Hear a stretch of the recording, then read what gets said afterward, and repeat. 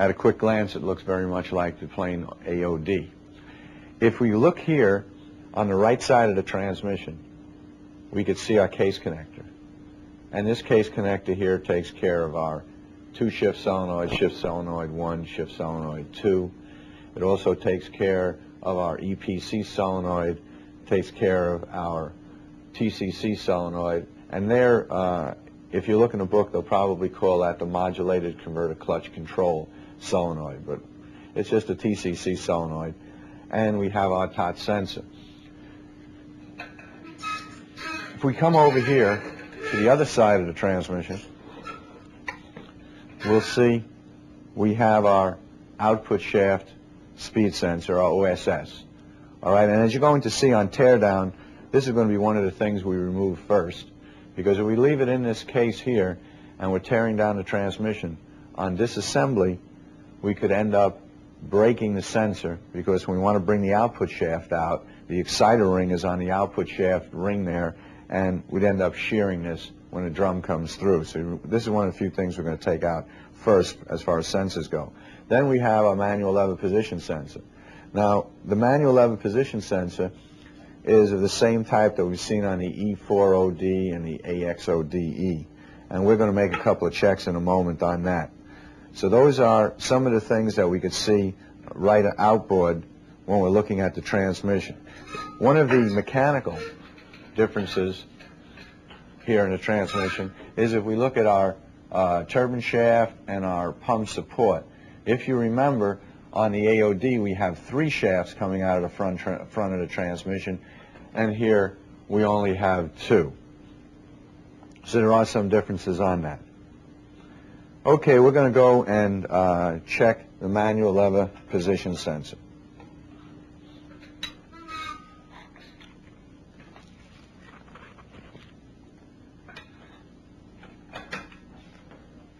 Okay, we use the same adapter harness that we used on both AODs and E4ODs, and we just plug it in and take a voltometer,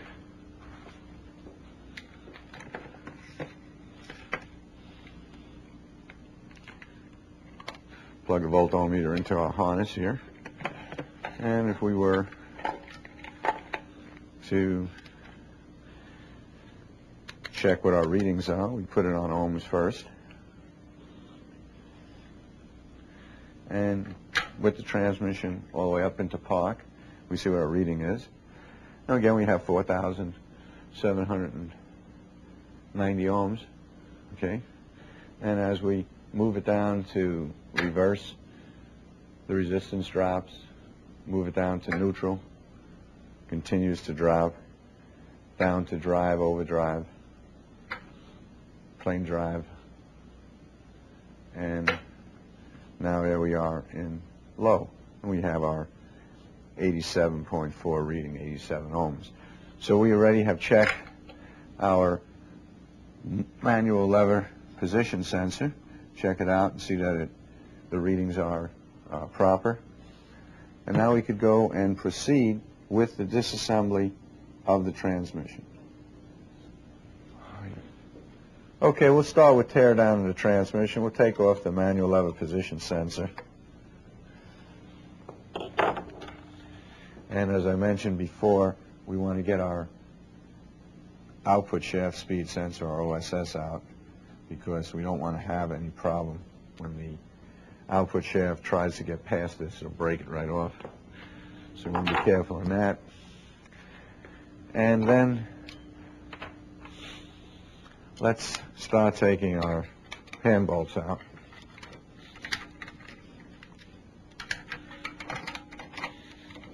Okay, we'll get the pan off now.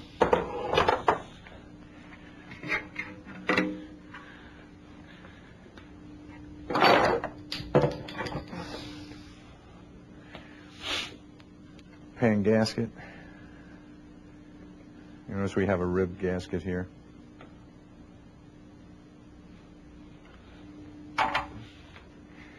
And get our oil filter off.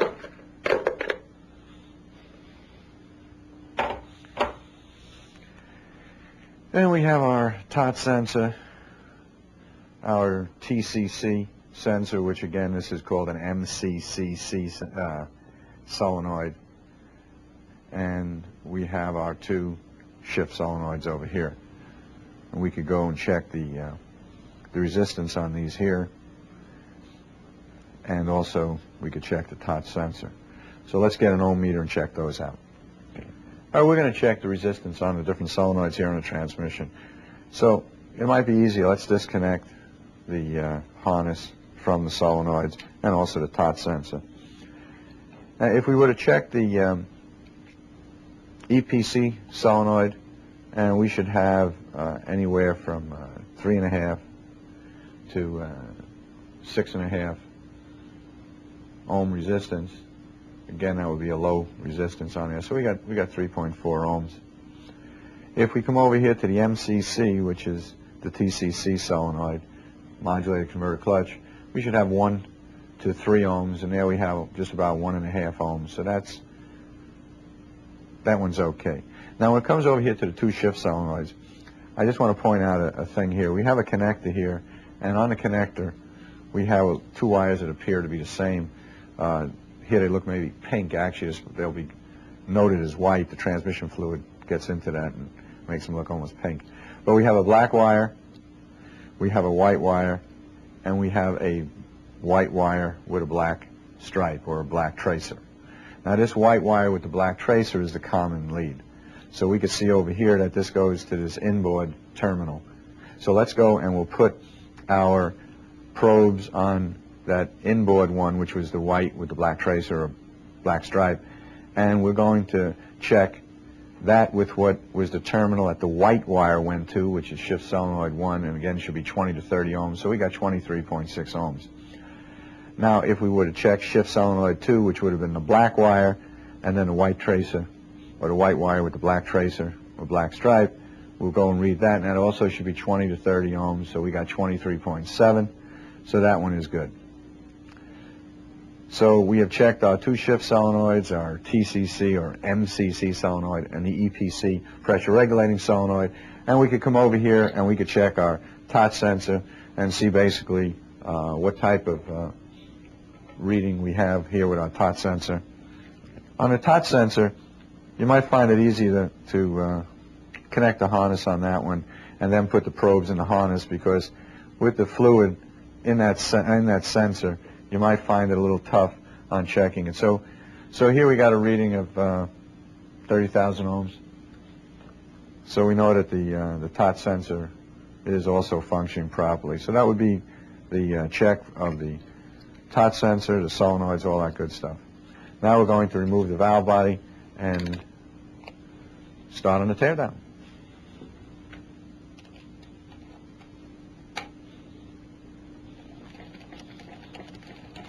Okay, that should do it. I'm taking all the bolts out. Let's pull all the bolts out of the valve body here.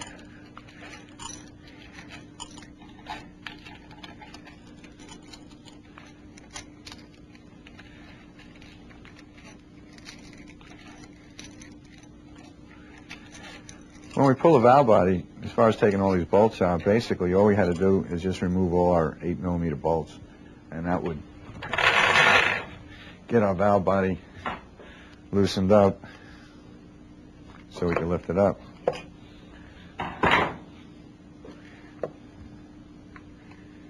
Okay, with the valve body off of the transmission housing, okay, we could see here, why don't you get a close-up of this? I'm going to turn this around here. I want you to check this EPC solenoid, which is located right here in the worm tracks. Here's our EPC solenoid. Okay, the rest of these solenoids came off with the valve body. All right, if we look at the case, we could see our 2-3 accumulator, we could see our low reverse, we could see our overdrive servo, we could see our 3-4 accumulator. So the case is different, but it does have similar components. So let's pop out all of these accumulators. The rest of these solenoids came off with the valve body. All right, if we look at the case, we could see our 2-3 accumulator, we could see our low reverse, we could see our overdrive servo, we could see our 3-4 accumulator. So the case is different, but it does have similar components. So let's pop out all of these accumulators. All right, we'll take out our 3-4 accumulator and cover. And we'll come over here and get our overdrive servo, piston cover out of here, snap ring. Now guys, obviously we took these snap rings out off camera to make it quicker so you could see exactly the procedure. We're taking off our low reverse servo here. We'll take that out.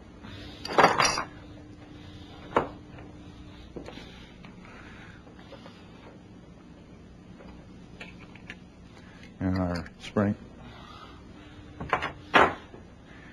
And then we have our 2-3 accumulator, cover spring, and get this piston out here.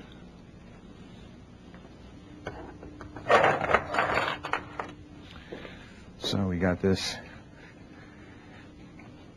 disassembled here. Now, we have a screen in the case here for the EPC solenoid. To remove the EPC solenoid, we're going to have to remove this linkage. For this section of our presentation, we're not going to be removing that. So if we would look at the worm tracks, we could see that they do differ from our regular AOD, and of course with the solenoid in here. The next thing we're going to remove is the extension housing. So let's take this off here. All right, we'll get the extension housing off, and you'll see a couple of differences on the output shaft here. First off, what I want you to notice is this sleeve over here. This is a sleeve, it's not a journal. And yes, that's where the governor rode. And we have a snap ring holding this sleeve on. I want to take the snap ring off because I want to show you something here. Get this snap ring out. Remember, we don't have a governor, and the governor actually was positioned where this sleeve is. We got to take the sleeve off. And you can see we do have a oil passage here, just like the regular governor passages we had in the ball. And if we leave that sleeve off, we're going to be losing oil pressure right there. So you want to be careful on that. We also only have, on this model here, 3 sealing rings on the output shaft. When we get the output shaft out, you'll see that, whereas on the AOD we had 4 sealing rings. So the back here is different, no governor. And again, the sleeve. Now you're going to have to take this sleeve off, because if you leave the sleeve on, it's not really going to be able to go through. So you got to take the snap ring and sleeve off. And be careful you don't end up crushing the sleeve, throwing a whole bunch of stuff on it. So be careful over there. Now we're going to come around to the front of the transmission. Okay, at the front of the transmission, we're going to go and remove the pump bolts and get the pump out of the unit here. So take the pump bolts out, and we're going to need a puller to get the pump out of the case here, and we could use this type of puller which we used on the E4OD, or the good old sliding hammers. So we can put the sliding hammers in here.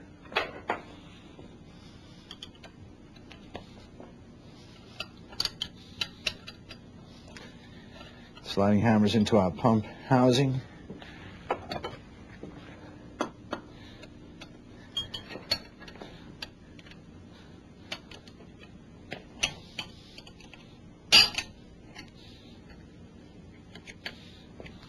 Okay.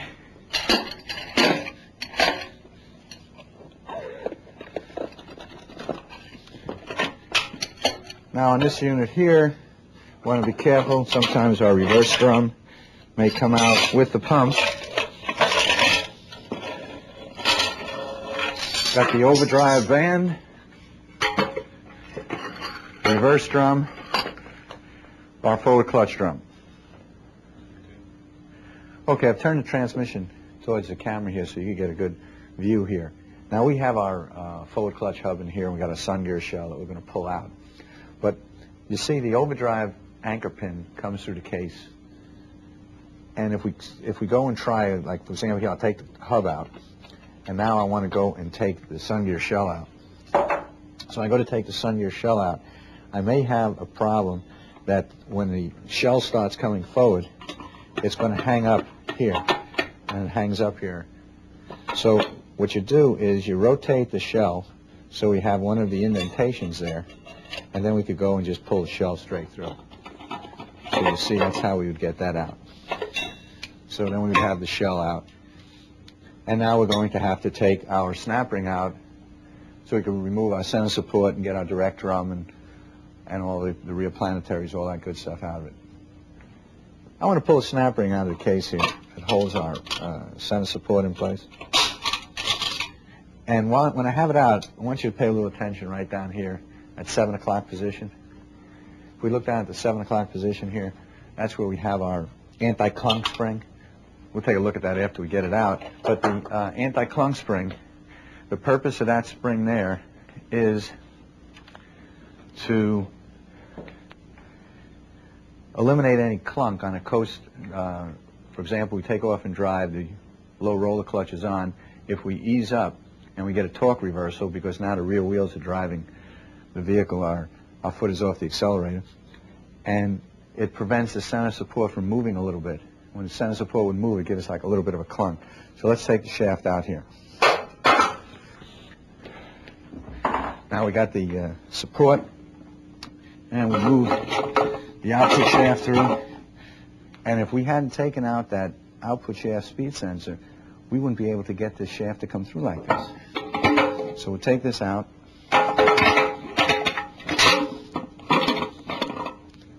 And here we have our shaft with our center support. We have our planetary gear set. And then back in here, we have our direct drum. Now, while we have these pieces laying out here, a few things. One, remember, this was 2 shafts? This was a 2-shaft transmission. This little shaft here, this is the intermediate shaft, and this is what splines here into the direct drum in the way that the shaft used to come through from the front of the converter into the direct drum. Remember, we have a lockup converter here, converter clutch, whereas in the AOD we didn't. Another thing that we should mention is when you took that sleeve out, what you may not have seen at the initial time of taking it out was this lube pin, this lube oil that would go right up in here in the shaft, see? Went into the lube passage right there. So make sure that if it falls out and say, hey, where the heck did this come from? Okay, came from the shaft here, and you just want to make sure you put that back in when you build a unit. So be careful on that. So with these pieces out of the case, we just have one other thing left in the case, and that is the low reverse band. So you want to make sure you get that band out, and there's our low reverse band.